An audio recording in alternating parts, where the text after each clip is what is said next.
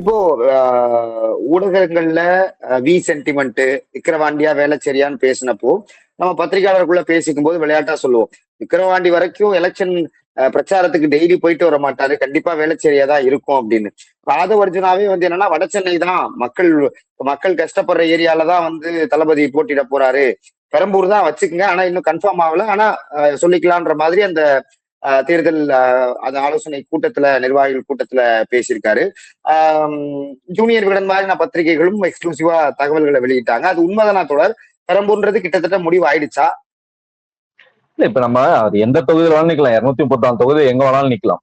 இதுல சிக்கல் என்னன்னு பாத்தீங்கன்னா, இப்ப நமக்கு வந்து தொடர்ச்சியா அவர் வந்து விஜய் அவர்கள் வந்து கட்சி ஆரம்பிச்சதா இருக்கட்டும், பொதுக்கூட்டங்களா இருக்கட்டும், மக்கள் சந்திப்பா இருக்கட்டும், அவங்க தொண்டர்கள் சந்திப்பா இருக்கட்டும், எல்லாமே பாத்தீங்கன்னா ஜோசியக்காரங்களை கேட்டுதான் வந்து பண்றாரு. இது வந்து இந்திய அரசியல்ல யாரும் வந்து பண்ணல. இத்தனைக்கும் பாத்தீங்கன்னா அந்த மதத்தை சார்ந்து கட்சி நடத்துவர்களே பாத்தீங்கன்னா வெற்றி வாய்ப்பை தான் வந்து பார்ப்பாங்க, அவங்களோட அரித்மெட்டிக் கணக்கை தான் பார்ப்பாங்க.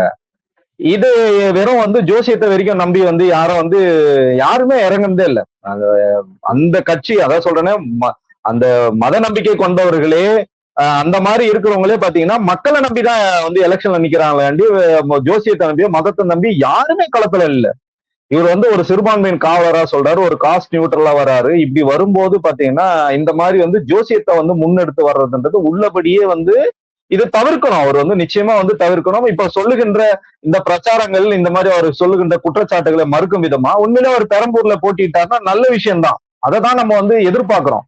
நீங்க வந்து மக்களை வந்து சந்திங்க, மக்களுக்கான பிரச்சனைகளை வந்து பேசுங்க. இப்ப பாத்தீங்கன்னா பல்வேறு காணொலிகள் வந்துட்டு இருக்கு. இந்த சேலத்துல நடந்த டைம் கூட எப்படி கேட்டாங்கன்னா, ஜோசியக்காரன் குறிச்சு கொடுத்த டைம் தான். மொட்டை வெயில எப்படா நீங்க அனுமதி வாங்குனீங்கன்னு கேட்கும்போது பாத்தீங்கன்னா, கூட்டம் நடத்துனீங்கன்னு கேட்கும்போது பாத்தீங்கன்னா, ஜோசியக்காரர் 12 to 3 தான் நீங்க நடத்தணும்னு சொல்லும் போது குறைந்தபட்சம் விஜய் அவர்கள் வந்து இதை வந்து தவிர்த்து இருக்கணும். இதை வந்து உண்மையில உள்ளபடியே அவர் வந்து பெரம்பூர்ல நின்னாருன்னா நல்லதுதான்.